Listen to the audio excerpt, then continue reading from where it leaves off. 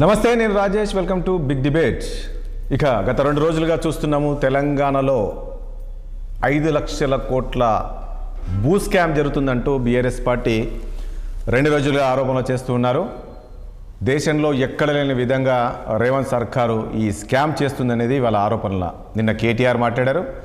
So KTR మాట్లాడిన తర్వాత మంత్రి శ్రీబాబు దాని కౌంటర్ ఇచ్చారు. ఎక్కడ అవినీతి జరిగింది ఏంటి మీకు అలవాటు, సో మేము చేసింది ఇది, కేవలము 4,000 ఎకరాలు మాత్రమే, 9,192 ఎకరాలు అని మీరు చెప్తున్నారు. సో ఆ ల్యాండ్లో మేము లేఅవుట్ చేసిన తర్వాత కేవలం 4,000 ఎకరాలు మాత్రమే పరిశ్రమలకు ఇస్తున్నాము, ఎక్కడ స్కామ్ జరిగిందనే విధంగా చెప్పారు. ఈరోజు హరీష్ రావు కూడా అదే మాట్లాడారు. ఇది కేవలము ముఖ్యమంత్రి బంధువులు, అంటే ముఖ్యంగా ముఖ్యమంత్రి సోదరులు ఎవరైతే ఉన్నారో వాళ్ళకు కావలసిన వాళ్లకు కట్టబెట్టేందుకే ఈ భూమిని కేవలము 5 లక్షల కోట్ల రూపాయలు ఉన్న భూమిని కేవలం 4 నుంచి 5,000 కోట్లకే అప్పచెప్తున్నారు అనే విధంగా ఈరోజు ఆరోపణలు చేస్తున్నారు. నిజంగా ఆ పరిస్థితి ఉందా? మరి నిజంగా ఆ స్థాయిలో స్కామ్ జరుగుతుందా? కేవలం 1 నెలలోనే ఇవన్నీ కూడా పూర్తయ్యే విధంగా మన పర్మిషన్లు ఇవ్వడం కావచ్చు, ఇవన్నీ కూడా రెగ్యులరైజేషన్ చేసుకునే విధంగా ఈ ప్రభుత్వం చేస్తుందనే విధంగా ఆరోపణలు చేస్తున్నారు. నిజంగా ఆ పరిస్థితి ఉందా? ఈ జీడిమెట్ల కావచ్చు, షాపునగర్ ఇండస్ట్రీ ఏరియా ఉందో ఈ ల్యాండ్ అంతా కూడా ఇండస్ట్రియల్ కారిడార్ నుంచి రెసిడెన్షియల్ జోన్గా కన్వర్షన్ చేస్తున్నారు. సో ఇదంతా ఎక్కువ అంటే అక్కడ ఉన్న ల్యాండ్ వాల్యూ కన్నా ముఖ్యంగా ప్రభుత్వ ల్యాండ్ వాల్యుయేషన్ అంతకన్నా తక్కువ రేటుగా చేసి చూపించి అమ్ముతున్నారు అనే విధంగా చేస్తున్నారు. అసలు ఏం జరిగింది, ఏం ల్యాండ్, ఏం స్కామ్ ఏంటి, ఈ అంశాలను కూడా చర్చిద్దాం. మరి నిజంగా ఈరోజు బీఆర్ఎస్ నేతలు చేస్తున్న ఆరోపణల వాస్తవం ఎంతవరకు ఉంది? మరి ఇంత పెద్ద స్కామ్ జరిగితే బీజేపీ ఎందుకు స్పందిస్తలేదు, ఇది కూడా ప్రశ్నిస్తున్నారు. మరి నిజంగా స్కామ్ జరిగితే బీజేపీ కూడా స్పందించాలి కదా, బీజేపీ ఎందుకు స్పందించట్లేదు అనేది కూడా మరొక ప్రశ్న వస్తుందో. సో ఇలాంటి అంశాలను కూడా మనం చర్చిద్దాం. చర్చలో పాల్గొంటున్నారు మనకు స్టూడియోలో బీజేపీ సీనియర్ నాయకులు తాడూరి శ్రీనివాస్ గారు మనకు లైవ్లో ఉన్నారు. అదేవిధంగా ఇటు కాంగ్రెస్ పార్టీ సీనియర్ నాయకులు చరణ్ కౌశిక్ గారు ఉన్నారు. ఇక బీఆర్ఎస్ పార్టీ సీనియర్ నాయకులు సీనియర్ జర్నలిస్ట్ పల్లె రవి గారు కూడా మనకు లైవ్లో ఉన్నారు. రవి గారు, ఏంటి గత 2 రోజులుగా ఆరోపణలు చేస్తున్నారు? నిన్న కేటీఆర్ ఆరోపణలు చూసాం, ఈరోజు మాజీ మంత్రి హరీష్ రావు గారు కూడా ఆరోపణలు చేస్తున్నారు. అంత పెద్ద స్కాము ఏం జరుగుతుంది, అసలు 5 లక్షల కోట్ల స్కామ్ జరుగుతుంది అనే విధంగా కామెంట్ చేశారు. రాజేష్ గారు, ముందుగా అందరికీ మీకు ప్యానెల్ ఉన్న మిత్రులందరికీ నమస్కారం. నమస్తే. ఇప్పుడు హైదరాబాద్ లో ఇండస్ట్రియల్ ఎస్టేట్స్ ఉన్నటువంటి అజామాబాద్ గాని, చెర్లపల్లి గాని, బాలనగర్, జీడిమెట్ల ఇవన్నీ ఇచ్చినటువంటి పర్పస్ ఎందుకో తెలుసు. దానికి సంబంధించినటువంటి దాదాపు 9,300 సుమారుగా 9,300 ఎకరాలకు సంబంధించినటువంటిది అనేది చాలా స్పష్టంగా చెప్తున్నటువంటి విషయం. దాని మీద నిన్న మంత్రి శ్రీధర్ బాబు గారు మాట్లాడుతూ అంతా కాదు 4,000 అని సగానికి సగం తగ్గించేసి మిగతా రోడ్లు, డ్రైనేజీ ఏదో అని చెప్పి సరే, అది వాస్తవం కాదు. మొత్తంగా 9,000 ఎకరాలు చిల్లర అని చెప్పేసి అది క్లియర్ గా చెప్పి ఉన్నటువంటిది వాస్తవము. అయితే ఇక్కడ విషయం కూడా ఏంటంటే, సరే 4,000 ఎకరాల 9,000 ఎకరాల అన్నది ఒక అంశం అయితే, వాస్తవం ఏంది 30%కి 30% ఎస్ఆర్ఓ రేట్స్ కి సంబంధించినటువంటిది 30%కి మాత్రమే వాళ్ళకి రెగ్యులరైజ్ చేయటము, 2 కన్వర్షన్ చేయటము, 2 థింగ్స్ అక్కడ. ఒకటి రెగ్యులరైజేషన్, 2 కన్వర్షన్ అని ఉంది. అంత అవసరం ఏమొచ్చింది అన్నది ఒకటి. ఎందుకంటే వాళ్లకు ఒక పర్పస్కి ఇచ్చి ఇండస్ట్రీస్ ఎంప్లాయ్మెంట్ అనేది ఇచ్చినప్పుడు వాళ్ళకు ఒక 50 సంవత్సరాలు 40 సంవత్సరాలు కొన్ని ఇంకా అంతకంటే ఎక్కువ కూడా ఉన్నటువంటి చాలా ఉన్నటువంటి ఉంది.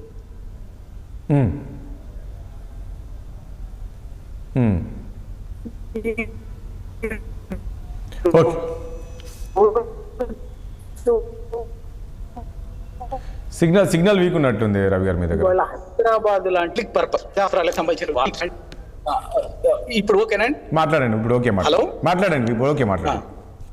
ల్యాండ్ ఇవాళ అవైలబిలిటీ లేదు. ఉదాహరణకి ఒకటి ఎగ్జాంపుల్ చెప్తా. హైదరాబాద్ లో దాదాపు ఒక 50 నుంచి 60 ప్రభుత్వ గురుకుల పాఠశాలలు ఉన్నాయి. వాటికి రవి గారు ఇక్కడ ఒక పాయింట్ మాట్లాడతాం మనము. మీరు అన్నట్లు 9,000 ఈరోజు హరీష్ గారు 290 ఎకరాల ల్యాండ్ అంటున్నారు కదా, ఇవంతా కూడా ఆ ఏరియా ఏదో ఇండస్ట్రియల్ జోన్ ఉందో దాన్ని ఇప్పుడు కన్వర్షన్ చేసి దాన్ని రెసిడెన్షియల్ జోన్గా చేస్తున్నారు కదా. అవును. సో అన్నప్పుడు మీరు ఒక పాయింట్, ఇక్కడ ఇండస్ట్రియల్ జోన్ ఉన్నప్పుడు ఈ పార్కులు అనేది, ఈ హాస్పిటల్స్ అనేది, రోడ్స్ అనేది ఎక్కువ ఉండదు. సో మీరు రెసిడెన్షియల్ జోన్ చేసినప్పుడు ఆటోమేటిక్ కాలనీలు వస్తాయి, అక్కడ రోడ్స్ వస్తుంటాయి, హాస్పిటల్స్ ఉంటాయి, అదేవిధంగా పార్కులు ఉంటాయి. ఇవన్నీ ల్యాండ్ అయితే తీయాలి కదా. తీసినప్పుడు మిగిలిందే 4,000 ఎకరాలు కదా నేను శ్రీధర్ బాబు చెప్పింది. రాజేష్ గారు చాలా లాజికల్ గా మాట్లాడుతున్నారు, సేమ్ అదే లాజికల్ గా చెప్తున్నారు. ప్రభుత్వము ఉదాహరణకు ఒక దగ్గర ఒక 100 ఎకరాలు ఒక అమ్మినప్పుడు దేని ఒక ఎకరం చొప్పున లెక్కేస్తుందా, లేకపోతే అన్ని మైనస్ చేసి లెక్కేస్తుందా అండి? చెప్పండి, ఎకరం చొప్పున లెక్కేస్తుందా, లేకపోతే అన్ని మైనస్ చేసి మొత్తం అన్ని తీసేసిన తర్వాత ఎకరం అనేదే కదా. వాళ్ళు మొన్న అక్కడ ఎక్కడో ఏది మన అక్కడ 3 ఎకరాలేమో, ఎకరం 1,70,00,000 170 కోట్ల ఒక ఎకరం చొప్పున అమ్మింది, అంతే కదా, ఎకరమే కదా. అవును, అట్లా తీసేసి అమ్మలే కదా. ఆ విధంగా ఇండస్ట్రీస్ ఇప్పటికీ అక్కడ రోడ్లు ఉన్నాయి. ఇవన్నీ ఏపీఐసి లేఅవుట్స్, ఇవన్నీ అలాట్మెంట్ అయినాయి అప్పట్లోనే అలాట్మెంట్ అయినాయి. అంటే ప్లగ్ అండ్ ప్లే సిస్టమ్, అవన్నీ రోడ్లు అవన్నీ మైనస్ చేసి ఆ ప్లేస్ ఉంటది.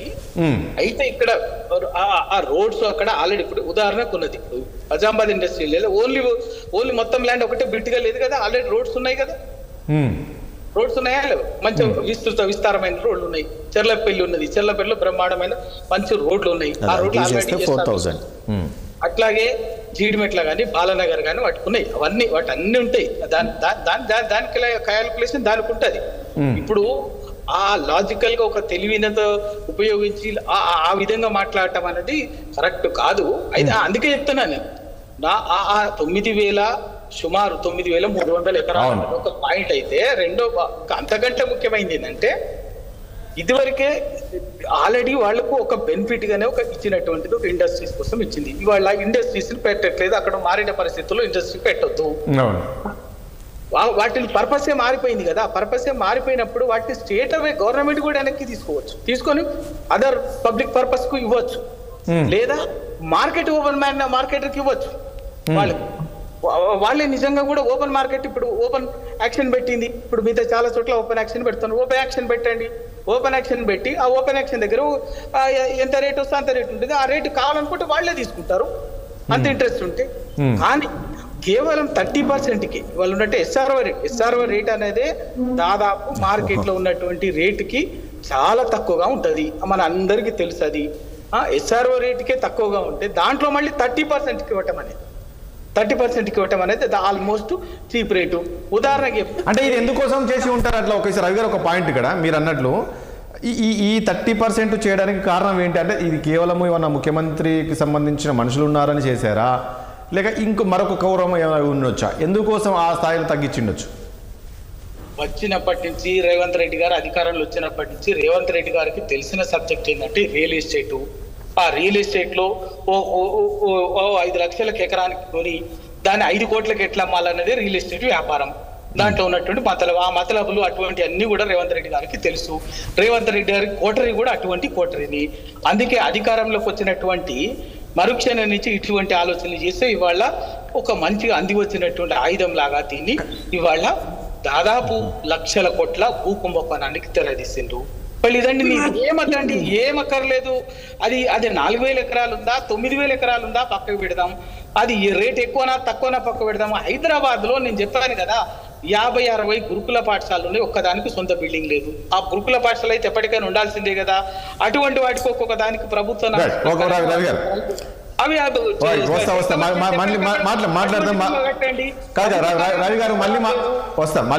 మళ్ళీ మాట్లాడదాం. కేటీఆర్ మాట్లాడిన కామెంట్స్, హరీష్ రావు గారు మాట్లాడింది ఉన్నాయి.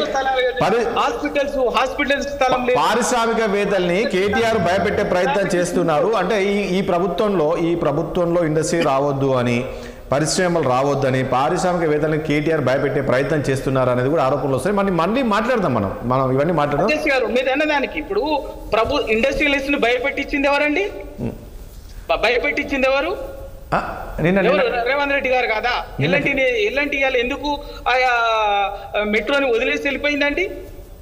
వీళ్ళ ప్రతి హైడ్రా పేరు మీద కన్స్ట్రక్షన్ బిజినెస్ లో ఉండేటటువంటి కన్స్ట్రక్షన్ లో పెట్టుబడి పెట్టేటటువంటి పెద్ద పెద్ద కంపెనీలు బెదరగొట్టింది ఎవరండి? రేవంత్ రెడ్డి గారు కదా. హైడ్రా అని, మూసి అని, ఇటువంటి అన్నిటితోటి మాట్లాడదాం, మళ్ళీ మాట్లాడదాం. తాడు శ్రీనివాస్ గారు, ఏంటి నిజంగా ఈ రోజు అంత పెద్ద స్కామ్ జరుగుతుందా? మరి బీజేపీ ఎందుకు సైలెంట్ గా ఉంది చూస్తూ? అంటే లెక్కల్లోకి పోతే మాత్రం అది అవాస్తవము. ఇప్పుడు పార్టీలకు అనేది కాదు. ఇప్పుడు సరే, నేనేమంటున్నా, ఇక్కడ మీరు గమనించాల్సింది రాజేష్ గారు, మీ ద్వారా రవాణా దృష్టికి తీసుకొస్తున్నా నేను. ఇది ఒరిజినల్లీ 9,000 acres ఏపీఐసి, దీదేన్ ఏపీఐసి ఏంటంటే ఇండస్ట్రియల్ డెవలప్మెంట్కి రైతుల దగ్గర, ఆనాడు ఉన్నటువంటి రైతులు పేద రైతుల దగ్గర ల్యాండ్ తీసుకోవడం, ఆనాడున్న మార్కెట్ రేటు కట్టియడము, లేదా మీ పిల్లలకు ఉద్యోగాలు ఇస్తామనడం ఎక్కువ ఉండేది. అప్పుడు వాళ్ళు కూడా నా పిల్లలకు, నా మన్మన్కు ఉద్యోగం వస్తుంది అని చెప్పి ఎక్కువ మంది ఇచ్చేవాళ్ళు. సో ఆ ల్యాండ్ ఇచ్చినటువంటి పర్పస్ ఇండస్ట్రీస్ చేయడానికి. అయితే మొదట్లో లీజు ఇవ్వడము అటువంటివి, కానీ తర్వాత సేల్ డీడ్స్ అయిపోయినాయి వాళ్ళకి. అంటే మొత్తం 20 years దాని period exactly I don't know, subject to correction. 20 years 15 years 12 years advance position ఉండేది కదా. సో 15 years అనుకుంటా అది సేల్ డీడ్స్ కూడా ఎగ్జిక్యూట్ చేసినారు. ఏది ఏపీఐసి డిపార్ట్మెంట్ వాళ్ళు వచ్చి ప్రతి సబ్ రిజిస్ట్రార్ దగ్గర వీళ్ళకి సేల్ డీడ్స్ ఎగ్జిక్యూట్ చేసినారు. ఆ సేల్ డీడ్స్ అయిపోయిన తర్వాత ఇండస్ట్రియల్ పర్పస్లోనే ఇంకో ఇండస్ట్రీ పెడతామంటే కొంతమంది అమ్ముకున్నారు, కొంతమంది లాకౌట్స్ అయినాయి, ఇది లాస్ అయిపోయినాయి, కొంతమందికి అట్లనే ఉన్నాయి, కొంతమంది నడుస్తున్నాయి కూడా. సో ఇది యాక్చువల్ సబ్జెక్ట్. సో నిన్న కేటీఆర్ హరీష్ రావు మాట్లాడేది ఏంటంటే, టీవీలో వచ్చి మాట్లాడేస్తే బట్టగాల్చి మీదే చేస్తే ఇంకా తర్వాత వాడు దులుపుకుంటాడు. రేవంత్ రెడ్డి చేస్తున్నది నేను సమర్థించట్లే. ఇక్కడ రేవంత్ రెడ్డి చేస్తున్నది అబ్సల్యూట్లీ దాంట్లో ఇంకా కొన్ని మెరిట్స్ తీసుకోవాల్సినటువంటి అవసరం ఉంది. ఉన్న పలంగా ఆ రకంగా కాదు, కానీ చెయ్యాలనే డిమాండ్ ఉంది. నేను ఐ2 మేడ్ అండ్ అప్లికేషన్ కూడా మీరు అన్నట్లు ఇప్పుడు చెప్తున్నారు కదా, ఇవన్నీ ఒకప్పుడు ఇండస్ట్రీకి ఇప్పుడు అంతా జనాభా పెరిగిపోయింది. ప్రాంతాల్లో ఉన్నారు, నాచారం ఇండస్ట్రీ ఎత్తేయడం కరెక్టే. నాచారం, కుషాయి కూడా ఆ ప్రాంతంలో నేను ఉంటాను కదా.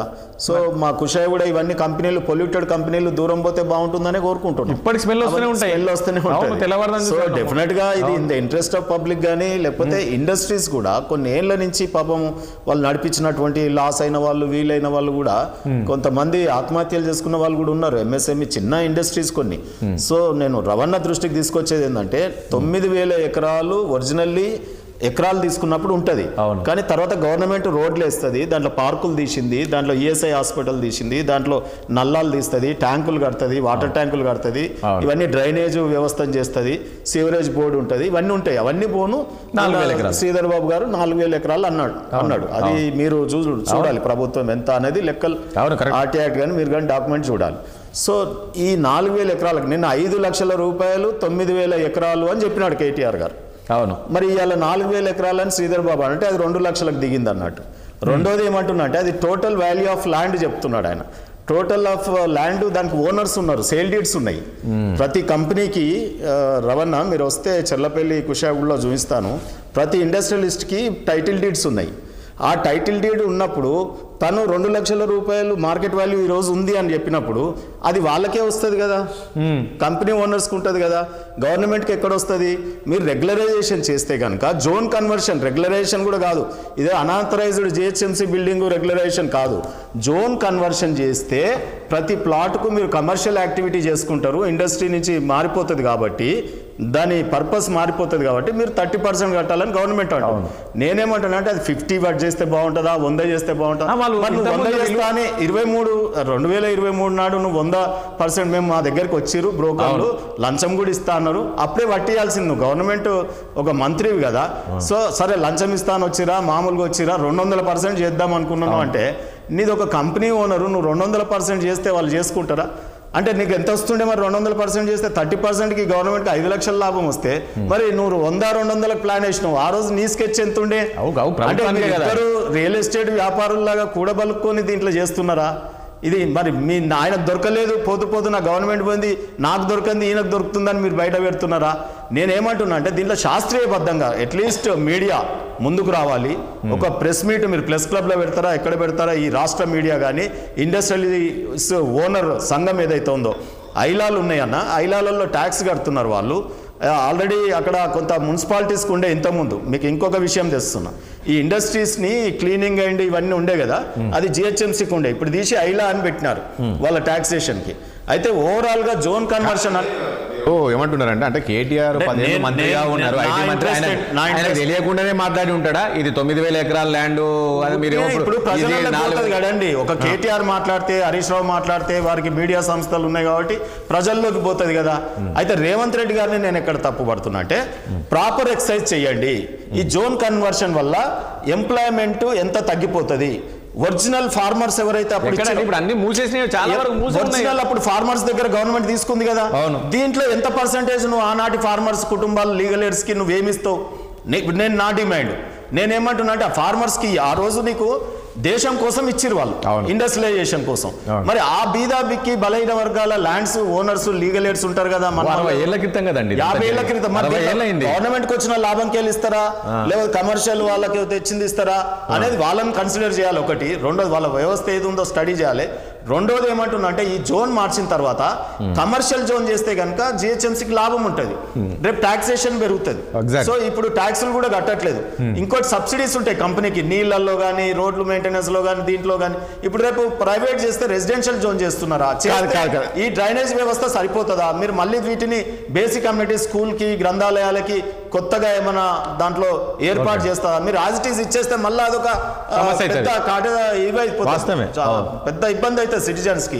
సో దీని మీద అఖిలపక్ష మీటింగ్ ఏర్పాటు చేయాలి రేవంత్ రెడ్డి గారు, సలహాలు తీసుకోవాలి. బీజేపీ కూడా సలహాలు ఇస్తుంది. మాకున్నటువంటి ఈ టౌన్ ప్లానింగ్ లో ఏదైతే ఉందో మాకున్నటువంటి అవగాహన మీకు ఇస్తాం, దాన్ని సెంట్రల్లీ కూడా ఏదన్నా స్పాన్సర్డ్ ఇంకేమన్నా చేయగలుగుతామా అనేది చూసి ఆ రకంగా డెవలప్ చేయాలని నేను డిమాండ్ చేస్తా ఉన్నా. వెంటనే సీఎం గారు అఖిలపక్ష పార్టీ మీటింగ్ పెట్టాలి. మీరు ఇద్దరు తోడు దొంగల్లాగా కనిపిస్తా ఉంది, ఆయన స్టేట్మెంట్ ఈయన స్టేట్మెంట్, అసలు నిజాలు బయటకు రావాలని కోరుకుంటున్నాను. చరణ్ కౌశిక్ గారు ఏంటి ఒకటి ఈరోజు సరే మీరు 4,000 ఎకరాల లేక 2,000 ఎకరాల లేక మరొకటి చేస్తున్నారో తెలియదు, కానీ ఈరోజు ప్రజల్లోకి మాత్రము 2 రోజులుగా చూస్తే ఏదో జరిగిపోతుందంట.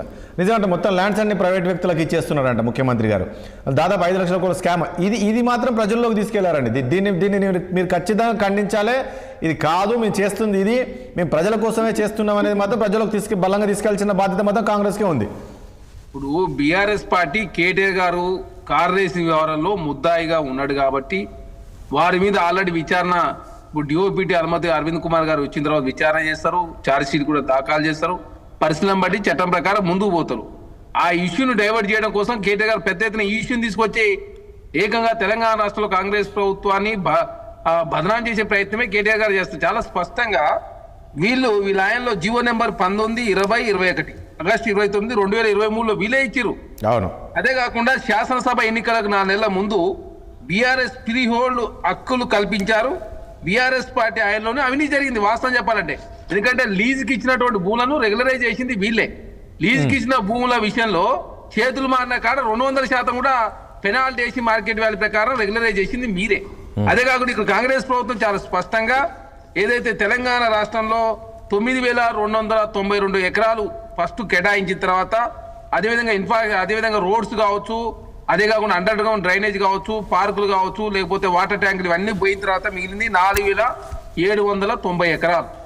దానికి సంబంధించి ఇక్కడ కొత్తగా ఏమి హక్కులు కల్పిస్తారు. ఆల్రెడీ ఆ ల్యాండ్ ఎవరైతే తీసుకున్నారో ఆనాడు నియమ నిబంధనలు లోబడే ల్యాండ్ తీసుకున్న వాళ్ళకి ఇప్పుడు ఏదైతే వీళ్ళు గతంలో తెచ్చిన ఏదైతే జీవో నెంబర్ 19 కావచ్చు, 20 కావచ్చు, 21 కావచ్చు, ఆగస్టు 29, 23 నాడు తీసుకొచ్చిన జీవో ఆధారంగానే ఇక్కడ ఏదైతే 50 ఫీట్ల రోడ్డు ఉన్న ల్యాండ్స్ రెగ్యులరైజ్ చేస్తే 30%, లేదు 80 ఫీట్ల రోడ్డు ఉన్నటువంటి ల్యాండ్స్ ఉంటే 50% మార్కెట్ వాల్యూ ప్రకారం రాష్ట్ర ప్రభుత్వము ఇక్కడ వాళ్ళు రెగ్యులరైజ్ చేసినట్టయితే ప్రధానంగా వాళ్ళు బయటికి వెళ్ళిపోయి ఔటర్ రింగ్ రోడ్ అవతల కొత్త ఇండస్ట్రీస్ పెట్టుకునే అవకాశం ఉంటుంది. అదే కాకుండా ఇక్కడ ప్రభుత్వానికి ఆదాయం వస్తుంది, అటు ఇండస్ట్రీస్ కు సంబంధించి వాళ్ళకు కూడా కొంత చేయూత లభించే విధంగా, అదే కాకుండా రాష్ట్ర ప్రజలకు నష్టం జరిగే విధంగా.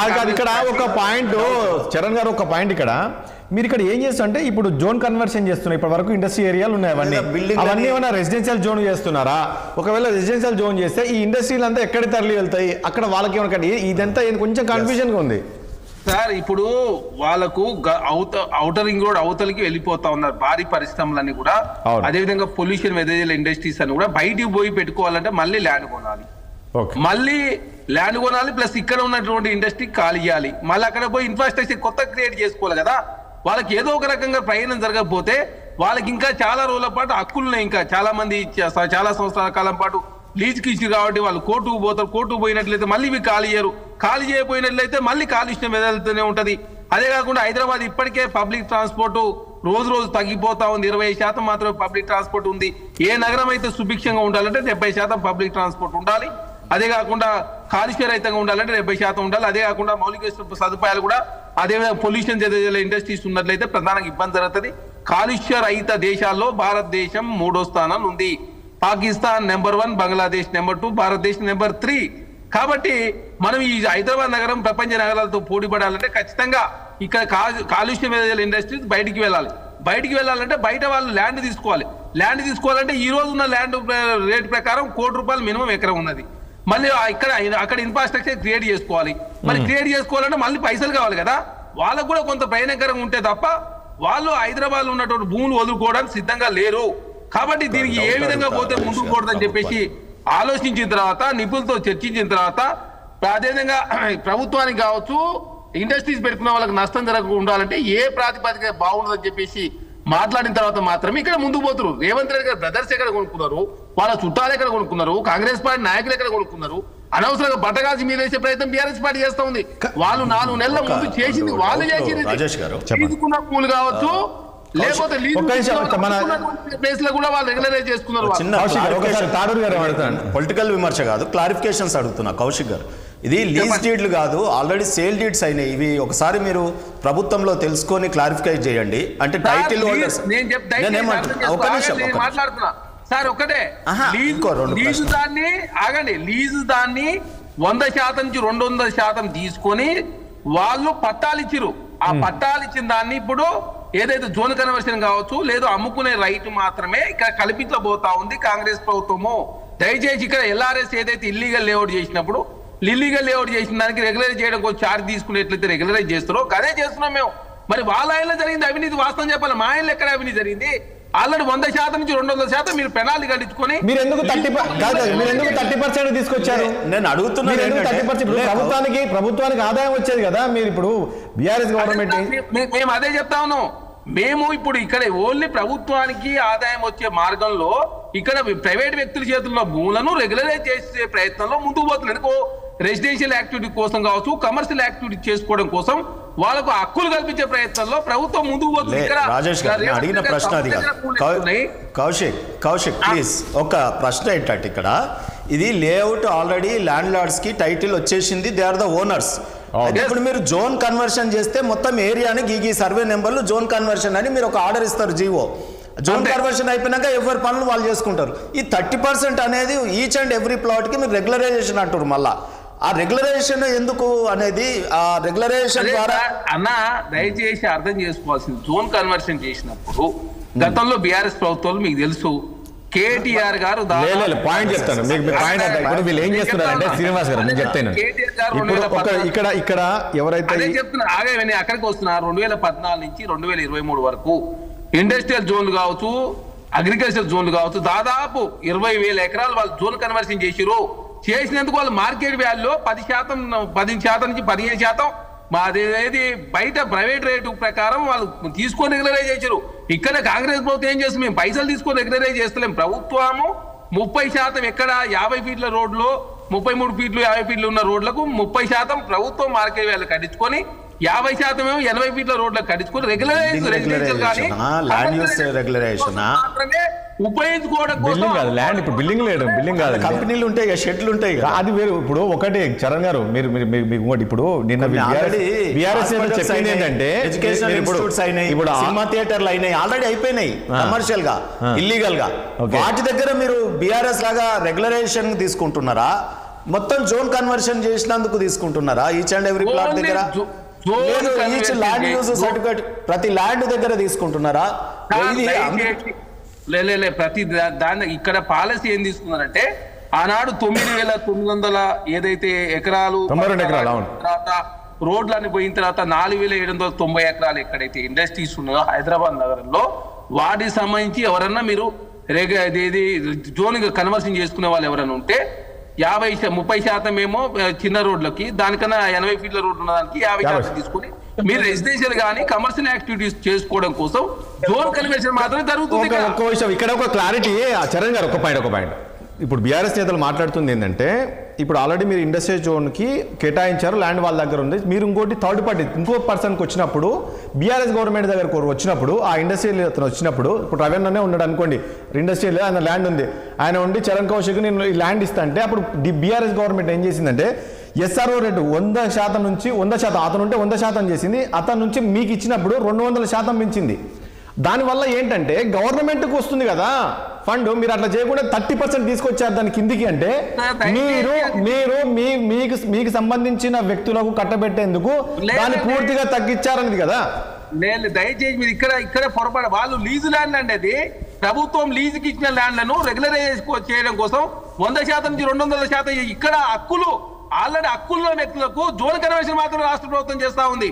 హక్కులున్న వ్యక్తులు ఆల్రెడీ ఆ భూమి ఆల్రెడీ వాళ్ళు ఇండస్ట్రీస్ ఉన్నారు, ఆ ఇండస్ట్రీస్ ఉన్నటువంటి భూమిని రెసిడెన్షియల్ యాక్టివిటీస్ కానీ కమర్షియల్ యాక్టివిటీస్ కోసం చేసుకోవడం కోసం జోన్ కన్వర్షన్ చేస్తుంది. ఇక్కడ దానికోసం 30% రెగ్యులర్ చేసింది వాళ్ళు, మేము చేయలే. మీరు ఒకటి గమనించండి, జోన్ ఈచ్ అండ్ ఎవరి ప్లాట్ ఎవడన్నారు ముందుకు రాడు 30% కట్టాడు, వాళ్ళ ఇండస్ట్రీ అట్లనే నడుస్తుంది ఆడ ఇళ్ళల్లో. దానికి రెసిడెన్షియల్ జోన్ చేస్తాడు,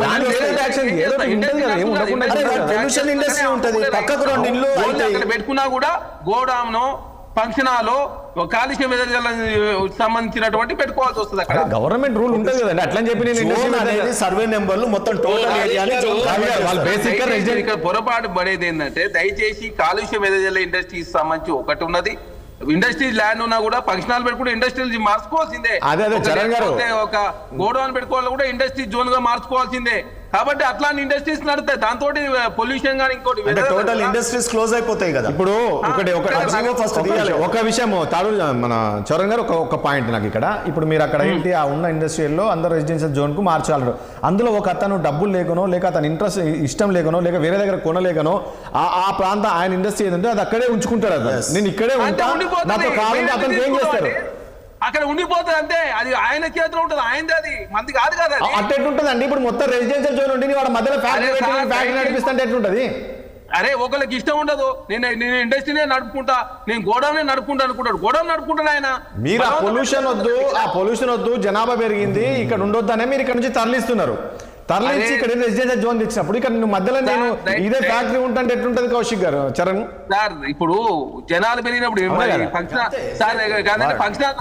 జనాల డౌట్ అదే కాదండి, ఫంక్షన్ హాల్ ఉంటే ఫంక్షన్ హాల్ పెట్టుకోవచ్చు, గోడౌన్స్ పెట్టుకోవచ్చు, ఓన్లీ ఖాళీ. అవునండి, ఫంక్షన్ హాల్ అది వేరు, అక్కడ ఫంక్షన్ హాల్ సైడ్ ఉన్నాయి, మొత్తం ఫ్యాక్టరీలు ఉన్నాయి కదా. అరే ఒక్కొక్క కంపెనీలను క్లోజ్ చేస్తారా? నేను అదే నేనేమంటున్నా, అతను కంపెనీ క్లోజ్ చేస్తారా? అతను చేసి టీఎస్ఐఐసి డిపార్ట్మెంట్ నాడికెళ్ళి ఎత్తేసి ఓన్లీ జిహెచ్ఎంసీకి హ్యాండ్ ఓవర్ చేస్తారా మొత్తం? హ్యాండ్ ఓవర్ అయితే చేస్తారండి, అట్లయితే హ్యాండ్ ఓవర్ అయితే సార్ ఇండస్ట్రియల్ డిపార్ట్మెంటే చూస్తుందా? మళ్ళీ చరణ్ ఒక విషయము ఇందులో మాత్రము కాదు చరణ్ గారు ఇందులో ఇప్పటికైనా అయ్యా నేను అవినీతి గురించి ఏమంటున్నా, నేను అవినీతి గురించి మాట్లాడట్లేదు, టెక్నికాలిటీస్ మీద మాట్లాడలేదు. ఇప్పటికైనా చరణ్ గారు నేను ఏమంటున్నా, ఇప్పటికైనా ప్రభుత్వం ఒక మాట చెప్తున్నా, దయచేసి ఆగండి, ఒక మాట చెప్తున్నా. మీరు ఇప్పుడు ఇల్లీగల్ లేఅవుట్ లో ప్లాట్లు కొన్నారు, LRS నోటిఫికేషన్ వేసినప్పుడు మీరు LRS అప్లై చేసుకొని యాజ్ పర్ ప్రాసెస్ రెగ్యులర్ చేసుకుంటే రెగ్యులర్ అవుతుంది, కాకపోతే LRS కాకుండా నీ ప్లాట్ మీకే ఉంటది కదా, అంతే. ఇది కూడా అంతే, వాళ్ళకి అవకాశం ఇచ్చి వాళ్ళు అప్లై చేసుకుంటే. సరే ఓకే, నేను ఏమంటే ఒకటి చరణ్ గారు, నేను ఒకటి విషయం చెప్తాను, ఇప్పటికి మళ్ళీ చెప్తున్నాను. సరే ప్రభుత్వం ఒక మంచి నిర్ణయంతో ఈ కార్యక్రమం చేస్తుంది అనుకున్నాం, దీన్ని మీరు ప్రజల్లోకి కరెక్ట్గా తీసుకెళ్ళండి, అసలు ఏం చేస్తున్నాం ఏంటి అనేది. ఎందుకంటే ఒకవైపు మీ పైన ఆరోపణలు వస్తున్నాయి, విపరీత ఆరోపణలు అయిందా, ఇది ఏంటి మీరు ఏం చేస్తున్నారు చేయని వాళ్ళకి రవి గారు రాజేష్ గారు దయచేసి ఇక్కడ ఏం ప్రజలకు అర్థమైపోయింది, ప్రజలకు కేటీఆర్ గారు ఆ కార్ రేసింగ్ వ్యవహారం అంతా ఇష్యూని డైవర్ట్ చేసే ప్రయత్నమే.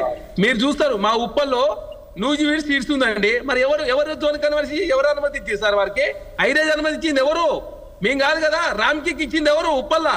మరి కేటీఆర్ గారే చేసి మొత్తం జీవోలను తీసి ఇచ్చి వాళ్ళే చేసుకొని పోయిన తర్వాత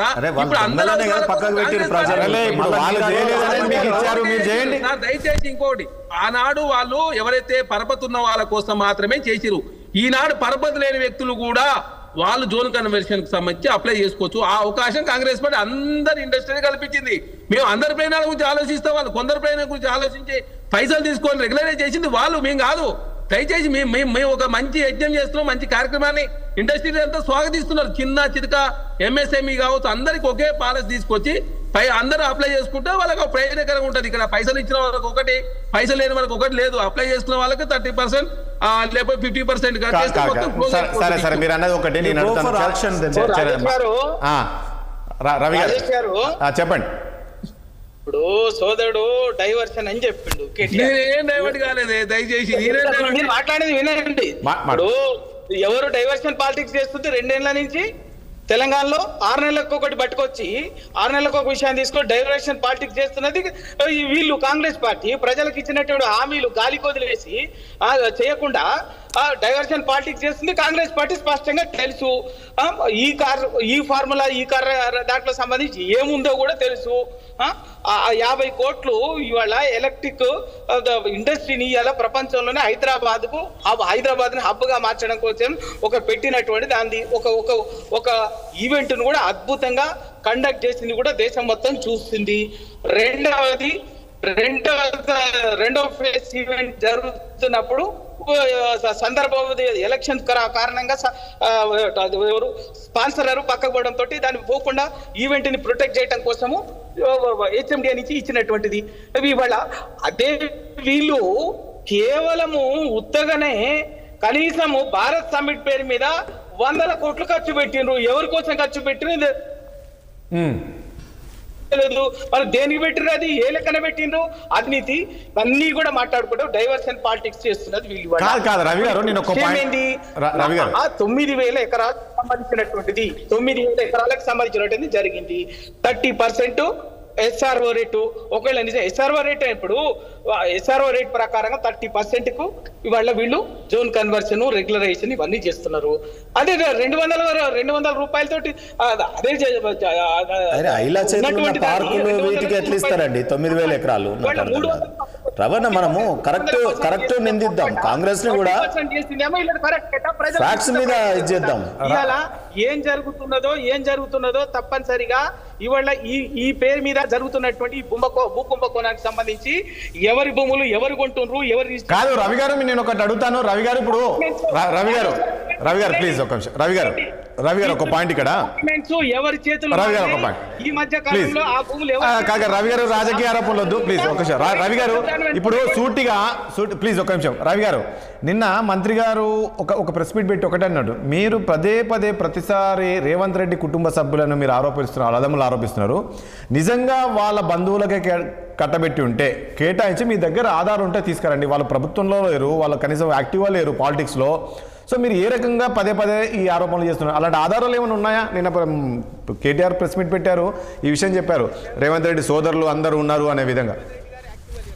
ఎవరు చెప్పారండి? తిరుపతి రెడ్డి గారికి సెక్యూరిటీ ఎందుకు ఉందండి? ఏం జరుగుతుంది? కాన్వాయ్ లేదండి, యాక్టివ్ లేరా? ఒక అనఫిషియల్ రాజ్యాంగేతర శక్తి లాగా ఇలా అట్లంటే ఒక విషయం రవి గారు ఒక పాయింట్ ఇక్కడ. రవి గారు దయచేసి ఒకటి. రవి గారు మీరు ఆ పాయింట్ కాదు ఇప్పుడు అట్లంటే ఈ రోజు ఎవరు ఆ భూములు ఎవరి చేతులు మారినాయి, ఈ మధ్య కాలంలో అన్ని త్వరలోనే నేనేమంటే ఒకటి రవి గారు, ప్రజలను ఎవరైనా సరే రవి గారు ప్రజలను తప్పుదోవ పట్టించొద్దు అని ఏదైనా ఉండొచ్చు, తప్పుదోవ పట్టించొద్దు. ఈరోజు పరిశ్రమకు రావాలంటే వాళ్ళని ప్రోత్సహించాలి.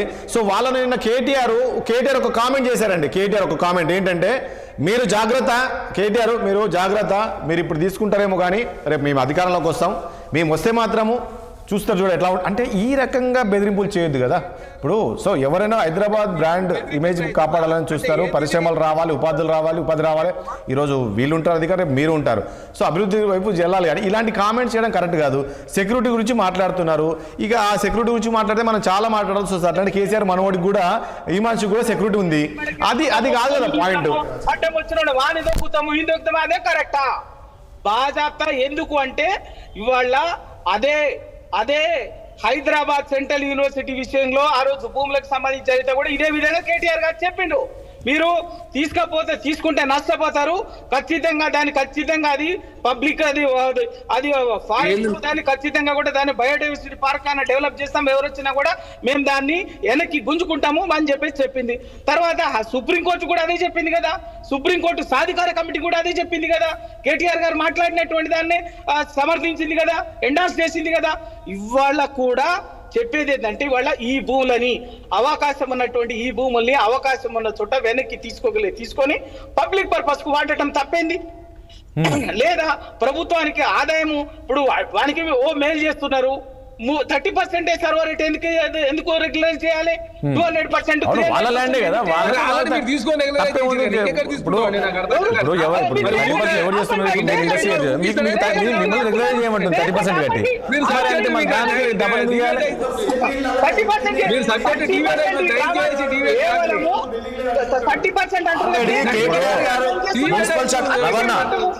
రవణ ఆల్రెడీ 10 ఏళ్ళు పరిశ్రమల మంత్రి, మున్సిపల్ శాఖ మంత్రిగా ఉన్నప్పుడే అనేక సినిమా థియేటర్లు, అనేక చైతన్య నారాయణ కాలేజీలు, అనేక వైద్యాలయాలు, ప్రైవేట్ కార్పొరేట్ హాస్పిటల్ వచ్చినాయి.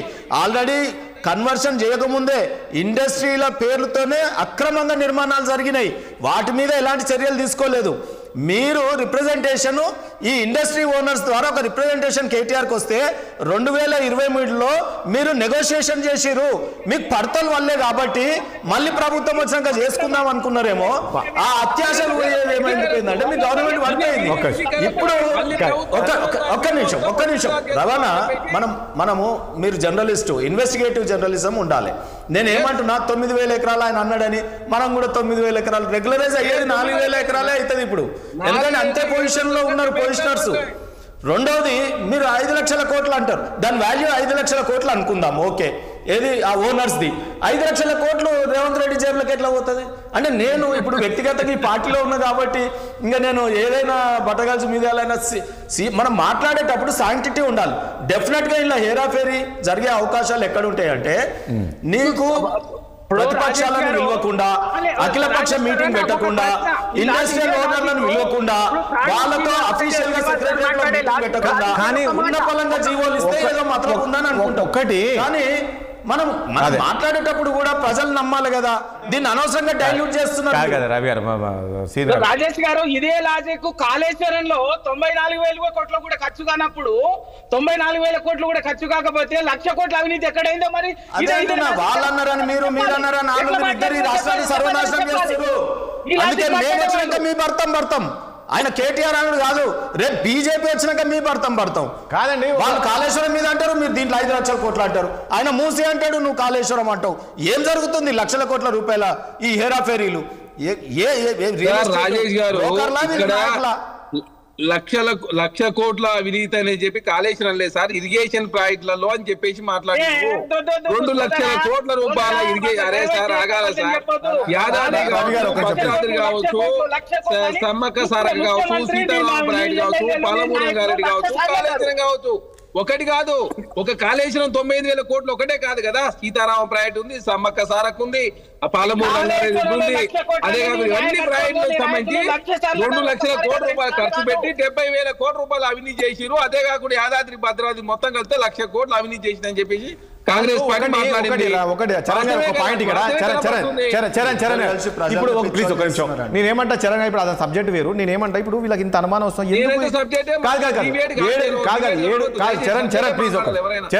చరణ్ ఒక విషయము, ఇప్పుడు ఇవన్నీ ఎందుకు అనుమానాలు కలుస్తున్నాయంటే 7 రోజుల్లో దరఖాస్తులు అంట, 7 రోజుల్లో ఏంటి మన 7 రోజులు ఆమోదిస్తారంట, 45 రోజుల్లో మొత్తం క్రమబద్ధీకరణ పూర్తి. అంటే టోటల్ గా 1 నెలలో ఇవన్నీ పూర్తి ఎందుకు?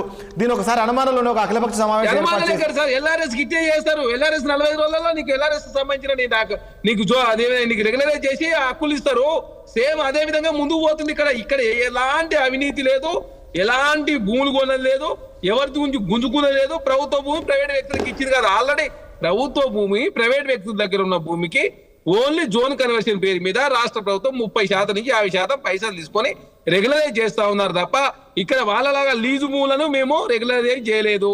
లేదా లీజు భూములు కూడా అమ్ముకున్న వాళ్ళకు 2% వేసేసి రెగ్యులరైజ్ మేము చేయలేదు. వాళ్ళు చేసిందే అంతా వాళ్ళ ఒక్క విషయం ఇక్కడ ఒక చిన్న క్లారిటీ ఇవ్వండి, చిన్న క్లారిటీ శరణ్ గారు. ఒకటి ఇప్పుడు ఆ ఇండస్ట్రీ వాళ్ళకే మీరు రెగ్యులరైజ్ చేసుకోవడానికి 30% వేశారు. ఓకే ఒకవేళ అతను వేరే అతనికి సేల్ చేశాడు అనుకోండి, అప్పుడు ఎంత తీసుకుంటారు? సరే అసలు మొన్న టిఆర్ఎస్ ప్రభుత్వంలో సేల్ చేసుకునే అవకాశం ఇచ్చింది సార్. సేల్ చేసుకునే అవకాశం లేదు. వాళ్ళు చేసింది ఇప్పుడు మేము చేసుకుంటే అంతకుముందు రిజిస్ట్రేషన్ ఎప్పుడైనా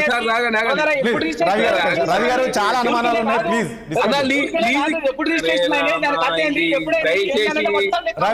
రవి గారు ఒక్క నిమిషం ప్లీజ్, మీరు మళ్ళీ మాట్లాడుతున్నారు. రవి గారు దయచేసి ప్లీజ్. చరణ్ ప్లీజ్ మాట్లాడండి సార్. జీవో నెంబర్ 19 ఎందుకు తెచ్చిరు, 20 ఎందుకు తెచ్చిరు, 21 ఎందుకు తెచ్చిరు సార్? దీనిలో లీజు ఒకటి ఉన్నది, లీజు తర్వాత రెగ్యులరైజేషన్ ఒకటి ఉన్నది, దాని తర్వాత రెగ్యులేషన్ తర్వాత జోన్ కన్నా 3 జోన్లు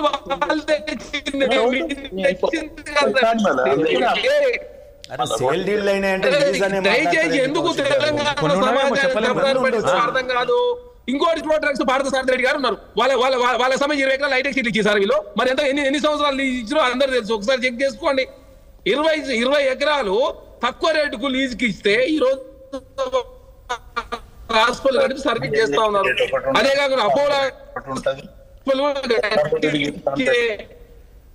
ప్రభుత్వం ఏంటంటే ఇండస్ట్రీస్ ఒక నిమిషం, మీ సిగ్నల్ బ్రేక్ ఉన్నట్టు. రవి గారు ఒక పాయింట్ ఇక్కడ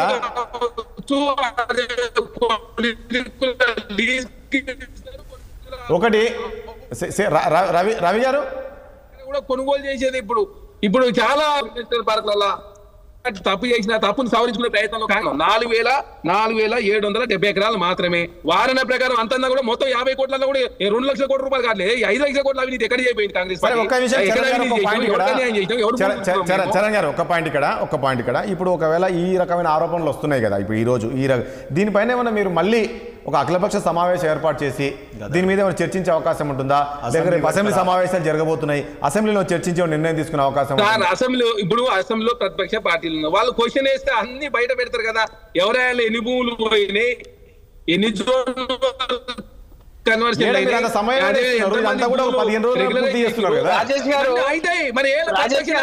అఖిలపక్షం లేదా అసెంబ్లీ అన్న పెట్టమని చెప్పండి. ఇంత పెద్ద వ్యవహారం జరుగుతున్నప్పుడు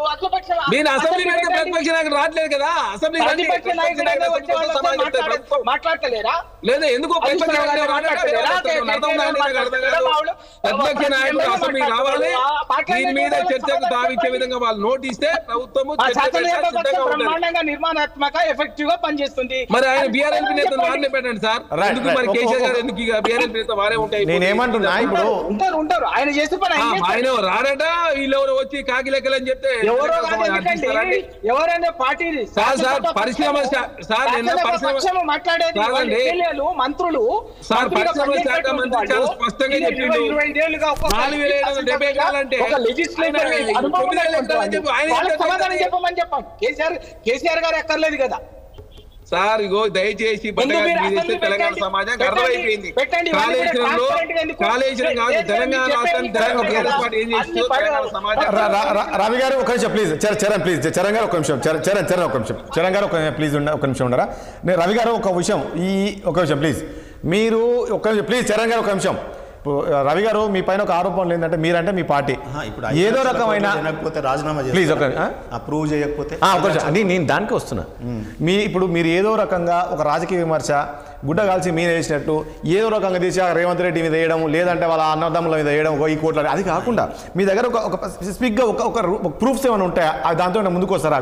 ఇది తిరుపతి రెడ్డి అనుచరులు ఈ రకంగా చేసుకున్నారు, కొండల రెడ్డి లేకుంటే ఆయన ఇట్లాంటివి తీసుకొస్తే ఎవిడెన్స్ తీసుకొస్తే బాగుంటుంది కదా. ఈ రాజకీయ ఆరోపణలు అలాంటివి తీసుకొచ్చే అవకాశం ఉందా? లేదు అంటే ఈ లీజు దీనిపైన ఏమైనా ఉద్యమం చేసే అవకాశం ఉందా? ఏం చేయబోతున్నారు? రాజేష్ గారు, లగచర్లలో ఏం జరిగిందండి? ఎవరండి తీయండి? మొత్తం 666 చుట్టూ గడిచిన 10-15 నెలలుగా జరిగినటువంటి రిజిస్ట్రేషన్స్, భూముల రిజిస్ట్రేషన్లకు సంబంధించినటువంటి డేటా మొత్తం తీయండి. ఎవరి భూములో ఎవరైందో మొత్తం తెలుస్తుంది. మొత్తం తీయండి. రిజిస్ట్రేషన్స్ ఎవరైనా డాక్యుమెంట్స్ మొత్తం తీయండి. ఎవరి పేర్ల మీద జరిగింది, ఏం జరుగుతున్నది, 100 ఎకరాలు 1000 ఎకరాలు ఒక్కొక్క చోట ఎవరి పేర్ల మీదకి మా తెలుస్తుంది. హరీష్ రావు గారు డిక్లరేషన్ చేయండి. మొయినాబాద్ లో ఫామ్ హౌస్ మొదలు పెడితే శంకర్పల్లి రోడ్ వేసినప్పుడు 800 ఎకరాలు కొన్నారు. పల్లపుల్ల కవిత గారు, కేటీఆర్ గారు, కేసీఆర్ గారు 100 ఎకరాలు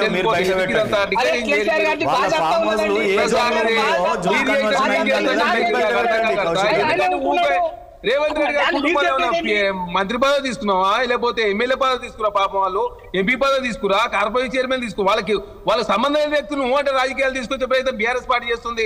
కలవకూర్ల కవిత చెప్పింది కదా, అవినీతి చేసిరు కాళేశ్వరం అని చెప్పి ఆమె మాట్లాడుతుంది. ఎమ్మెల్సీగా ఎంపీగా పనిచేసిన కలవకూర్ల కవిత గారు ప్రశ్నల సమాధానం బీఆర్ఎస్ పార్టీ చెప్పదు. ఇప్పుడేమో బట్టగాల్చి మీద వేసే ప్రయత్నం కాంగ్రెస్ పార్టీ మీద చేస్తే ఎట్లా? మా మంత్రి గారు స్పందించారు. ఇలా శ్రీధర్ బాబు గారు ఎన్ఎన్ఎస్ 4770 ఎకరాలు ఉంటే ఏకంగా 9000 చిల్లర పోయింది. అది మొత్తం గురించి మళ్ళీ క్లారిటీ అయితే అయిపోయిందండి. ఇప్పుడు కార్ రేసింగ్ వ్యవహారంలో కేటీఆర్ గారు ఎవరు శ్రీనివాస్ గారు ప్లీజ్ ఒక నిమిషం, రవి గారు ఒక నిమిషం ప్లీజ్, చరణ్ గారు ఒక నిమిషం, చరణ్ గారు ప్లీజ్ ఒక నిమిషం ఉండండి ప్లీజ్. శ్రీనివాస్ గారు ఏంటి మీరేం చేయబోతుంది మీ పార్టీ ఇది అంశానికి సంబంధించి? నేను ఏమంటున్నా, the party interest, people interest ఉంటుంది. ఎంఎస్ఎంఈ ఓనర్లు కూడా వాళ్ళు కూడా చిన్న చిన్న పరిశ్రమలు పెట్టినారు, కొంతమంది లాస్ అయిపోయినారు. జోన్ కన్వర్షన్ అనేది డిమాండ్ వచ్చింది, వాళ్ళు అడిగినారు. జోన్ కన్వర్షన్ చేయడం వల్ల ఎట్లా చేస్తారు, ఆ విధానం ఏంటి, ప్రభుత్వానికి ఎంత లాభం వస్తుంది, ప్రజలకు ఏ రకమైన ఉపయోగం జరుగుతుంది. గతంలో ల్యాండ్ లార్డ్స్ ఏదైతే పర్పస్కి ఇచ్చారో వాళ్ళు నష్టపోయినారు, వాళ్ళు దారుణంగా నష్టపోయినారు. వాళ్ళకి ఇచ్చారు కదండి, ఆ రోజు ప్రభుత్వం ఇచ్చింటది కదా. ఏమి ఇచ్చిందండి? నామినల్ కొలువులు ఇచ్చిందా పిల్లలకి? ఇవాళ ఈ కంపెనీలు అన్ని పోతే కొలువులు కూడా పోతాయి కదా. ఎంప్లాయ్మెంట్ మళ్ళీ ఎక్కడ క్రియేట్ చేస్తుంది? అవును, కొత్తగా ఎంప్లాయ్మెంట్ ఎక్కడ క్రియేట్ చేస్తుంది, కొత్తగా లేఅవుట్ ఎక్కడ చేస్తుంది? ఇవన్నీ కూడా నామ్స్ ఉంటాయి కదా, అవన్నీ కూడా చర్చించి చేయమంటున్నాం మనం. మేము చేయొద్దని అంటలేం.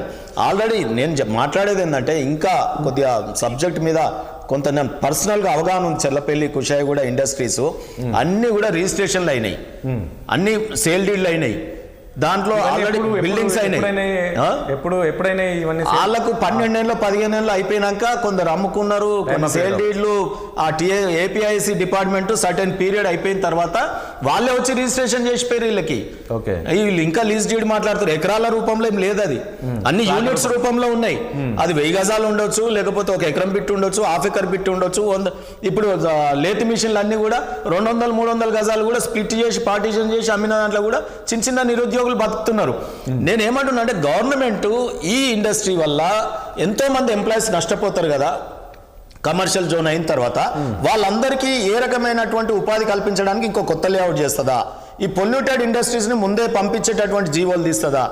ఈ ఇండస్ట్రీస్ ఆల్రెడీ ఇండ్ల మధ్యలో మళ్ళీ నడుస్తాయా? ఆ లేత్ మిషన్ల సపోర్ట్కు ఇండ్లు కడితే ఉంటాయా అండి? సో కమర్షియల్ జోన్ చేస్తున్నారా, రెసిడెన్షియల్ జోన్ చేస్తున్నారా? వీళ్ళు అంటా ఉన్నారు. కేటీఆర్, హరీష్ రావు గారు మాట్లాడే దాంట్లో కూడా ఓన్లీ ఆరోపణలు, బట్టగలిసి మీదేసే వ్యవహారము, లక్షల కోట్ల వ్యవహారం అని ప్రజల మూడును తింపే ప్రయత్నం చేస్తారు. కానీ కన్స్ట్రక్టివ్ సజెషన్స్ ఏవి, ఎట్లా చేయాలనేది చెప్పట్లేదు కదా. వారి అనుభవం 10 ఏళ్ళు మున్సిపల్ మినిస్టర్గా, అది చెప్పాలని కోరుతున్నాం మేము. 2 పార్టీలు కూడా తెలంగాణ పార్టీగా తోడేళ్ళు అయినాయండి. తోడు దొంగల్లాగా ఓ తోడేళ్ల మాదిరిగా పడ్డది. నేనేమంటున్నా, కౌశిక్ ద్వారా పంపిస్తున్నా. నేను అధికార పార్టీకి ఏమంటున్నా అంటే, దీన్ని అసలు మొత్తం కూడా స్టడీ చేయండి, ఎంఎస్ఎంఈ ఓనర్లను పిలవండి, లోకల్ రెసిడెంట్స్ అఖిల పక్షాన్ని పిలవండి. మీరు అన్నది 2023లో కేటీఆర్ దీన్ని రెగ్యులరైజ్ చేసే ప్రయత్నం చేసిండు, జోన్ కన్వర్షన్ చేసే ప్రయత్నం చేసిండు. దురదృష్టవశాత్తు గవర్నమెంట్ పోయింది. అరే నేను తినే బుక్క ఇప్పుడు వేరే వాళ్ళు తింటున్నారు అనే కోపమేనా, ప్రజల పట్ల ప్రేమనా? ఇది కూడా బయటపడాలి కదా. ప్రతిపక్షము, సభాపక్షము ఇద్దరు కూడా ప్రజల్ని ఏమరుస్తున్నారు. ఇవాళ మళ్ళా మమ్మల్ని చెప్పమంటారు. ఇప్పుడు మమ్మల్ని చెప్పమంటే మేము చెప్తున్నాం. ఈ రోజు ఇండస్ట్రీ ఓనర్ ఎంఎస్ఎంఈకి ఎంత లబ్ధి చేకూరుతుంది, ప్రభుత్వానికి ఎంత లబ్ధి చేకూరుతుంది, మళ్ళీ మిగతా ఇండస్ట్రీస్ ఎటుపోతాయి, దాంట్లో ఉన్న ఎంప్లాయ్మెంట్ ఎటుపోతుంది. ఇప్పుడు ఆ పవర్, మౌలిక వసతులు మనం కల్పించినాం, అవన్నీ ఫెసిలిటీస్ ఎట్లా? రేపు మళ్ళీ రెసిడెన్షియల్ జోన్ అయితే కాలేజీలు పడతాయా, పార్కులు వస్తాయా, గ్రంథాలయాలు వస్తాయా, మున్సిపల్ వాళ్ళకి ఇస్తారా, జిహెచ్ఎంసీకి? ఐలానే ఉంటుందా? ఐలా లేకపోతే ఇండస్ట్రీ డిపార్ట్మెంట్ని ఏం చేస్తారా? వాళ్ళ ఓనర్షిప్లో ల్యాండ్ ఉంది, ఆ ఓనర్షిప్ని వాళ్ళు వదులుకుంటారా కొన్ని? సో ఇవన్నీ కూడా ఉంటాయి కదా కౌశిక్ గారు. నేనేమంటున్నా, ఇంత సబ్జెక్టుని ఎకాఎకిగా మీరు నిర్ణయం తీసుకొని ఇయ్యాల మళ్ళీ నెల రోజుల్లో మొత్తం కంప్లీట్ చేస్తున్నారు. కరప్షన్ ఉందనే ఛార్జెస్ అంటలేదండి. కన్స్ట్రక్టివ్ అండ్ పాజిటివ్ సజెషన్స్ గవర్నమెంట్కి ఇస్తున్నా. ఈ ఎక్సర్సైజ్ చేయండి. చేసి మనం కన్వర్షన్ చేయాల్సిందే. ఎందుకంటే అవి కన్వర్షన్ చేయకపోయినా ఇప్పుడు ఏం లేవాడా అన్ని not against the conversion, but దాని మొడాలిటీస్ ఒకసారి చర్చ జరగాలి కదా అని అంటున్నా. రెండోది ప్రతిపక్ష నాయకులు కూడా హుందాగా 5 లక్షల కోట్లు తినేసిరు, ఆయన దోసుకొని వెళ్ళిపోయాడు, ఇటువంటి వేగ్ స్టేట్మెంట్స్ కంటే అంత అనుభవము, అంత ఎడ్యుకేటెడ్స్ సైంటిఫిక్ గా రండి ముందుకి. అయిపోయాయి. శ్రీధర్ బాబు గారు చెప్పే నువ్వు 9,000 అంటివి, ఆయన 4,000 అనబట్టే అంటున్నారు కదా శ్రీధర్ బాబు కరెక్ట్. మాకు మళ్ళా ఇప్పుడు బీఆర్ఎస్ పార్టీ నాయకులు ఏమంటారు, బీజేపీ స్పందించాలంటే ఇక మీ లెక్కనే మాట్లాడాలా, 10 లక్షల కోట్లు తిన్నారని చెప్పాలా మేము వచ్చి. నేనేమంటున్నా, ఇవాళ ఎంఎస్ఎంఈ ఓనర్లు, అక్కడ ఉన్నటువంటి ఎంప్లాయీస్, ఆల్టర్నేటివ్ మెజర్స్ ఇవన్నీ మాట్లాడుతుంది బీజేపీ. పిలవండి రవి గారు. ఇప్పుడు ఇవన్నీ ఇప్పుడు వాస్తవంగా ఎలా నిజంగా కూడా ప్రభుత్వానికి అంత పారదర్శకత ఉంటే, అంత నిజాయితీగా పనిచేస్తుంటే, అంత అన్ని వర్గాల మంచి గురించి ఆలోచించుంటే, ఇదే విషయం కేటీఆర్ గారు నిన్న ప్రెస్ మీట్ పెట్టి ఇది జరుగుతుంది, భూ కుంభకోణం ఇంత 5 లక్షలది 9,000, ఈ 9,000 కోట్లు ఇదంతా జరుగుతుంది, 9,000 ఎకరాలు ఇదంతా జరుగుతుంది అన్న విషయం చెప్పకముందే, బయట మాట్లాడకముందే ప్రభుత్వానికి అంత నిజాయితీగా మేము వచ్చినటువంటి ప్రపోజల్ ఇది, మేము ఆలోచన ఇది చేస్తున్నాము, దీని మీద అన్ని పార్టీలు, దానికి సంబంధించినటువంటి ఇండస్ట్రియలిస్టు ఫెడరేషన్స్ కానీ వాటి కానీ ఎట్లా అయ్యిందనేది ఒక అఖిలపక్షం కానీ ఒక అసెంబ్లీలో చర్చ కానీ ఎందుకు పెట్టలేదండి? ప్రభుత్వం ముందు ఆ ప్రపోజల్ పెట్టుంటే ఈ చర్చ జరిగేది కాదు కదా. ఇవాళ గూడుపుటాన్ లాగా చేయాలనుకున్నారు, గూడుపుటాన్ లాగా దాని కథ నడిపించాలనుకున్నారు. దాన్ని కేటీఆర్ గారు బయట పెట్టింది కాబట్టి, వీళ్ళ బండారం బయటపడింది కాబట్టి, వీళ్ళ దొంగతనం బయటపడింది కాబట్టి ఇవాళ బుకాయించి ఏది పడితే అది మాట్లాడుతున్నారు. పెట్టండి, ఇప్పటికైనా చర్చ పెట్టండి, అసెంబ్లీ పెట్టండి, ఇదే ఇండస్ట్రీ ఓనర్స్ తోని కేటీఆర్ గారు చర్చలు జరపలేదా?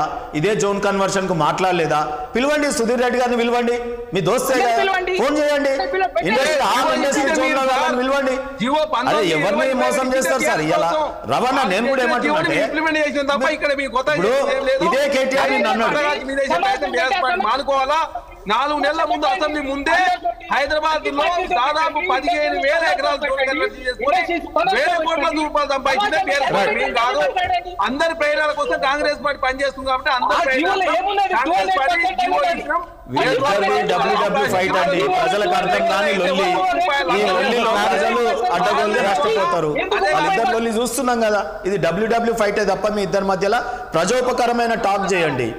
ఉట్టినే మీరు ఆయనని తిట్టుకుంటే ప్రజలకు ఏమరుగుతుంది? సరే ఓకే. ఇప్పుడు చివరిగా సమయం లేదు. చరణ్ కౌశిక్ గారు, ఇప్పుడు వీళ్ళు ప్రధానంగా ఈ ఆరోపణలు చేస్తున్నారు కదా, నెక్స్ట్ మీరు దీనిపైన ఏమైనా ఏం చేయబోతున్నారు లేక ఇవన్నీ ఓన్లీ రాజకీయ ఆరోపణలు కాబట్టి టీఆర్ఎస్ పార్టీ చేసేది ఉంటే అసెంబ్లీ సమావేశాలు జరిగినప్పుడు అయ్యా మా ఆయనలో ఈ 2014 మేము గిజ్ చేసినాం, మరి మీ ఆయనలో గిజ్ చేసినారని చెప్పేసి ప్రతిపక్ష పార్టీగా మరి ప్రతిపక్ష పార్టీ నాయకుడేమో అసెంబ్లీ రాడు.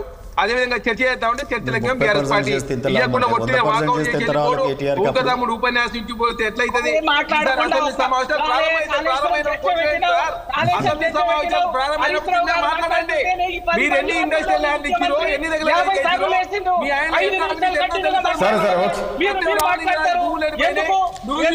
భూములు అనిపోయినాయి, రామ్కి ఎట్లా భూములు వచ్చినాయి, ఎట్లా 6 నెలల ముందు ఏ విధంగా జోన్ కన్వర్షన్ చేసి అన్ని విషయాలు బయటకు వస్తాయి కదా అసెంబ్లీలోకి వచ్చి మాట్లాడుకుంటున్నారు.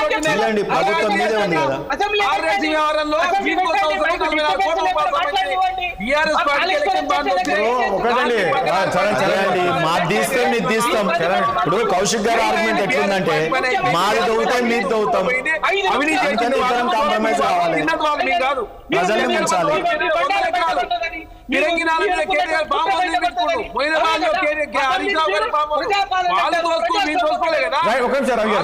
అనవసరంగా పడగాల్సి మీద ఇస్తే ఎట్లా అయిపోయింది? తెలంగాణ సమాజానికి అర్థమైంది కాంగ్రెస్ పార్టీ ఓ గొప్ప మంచి నిర్ణయం తీసుకుని అందరి పైన కోసం పనిచేస్తున్నాం.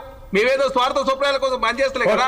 ఏమైనా ఒక్క వ్యక్తిని పిలిపించుకొని ఇంటికాడ నైట్ మాట్లాడుకొని పొద్దున్నే జీవోలు ఇస్తలేం. అందరి కోసం జీవోలు ఇచ్చారు, అందరూ అప్లై చేసుకుంటారు.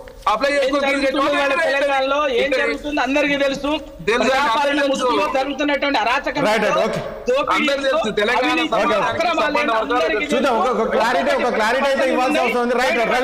దబాయించి మాటలతోటి దబాయించే ఉద్దేశం కాంగ్రెస్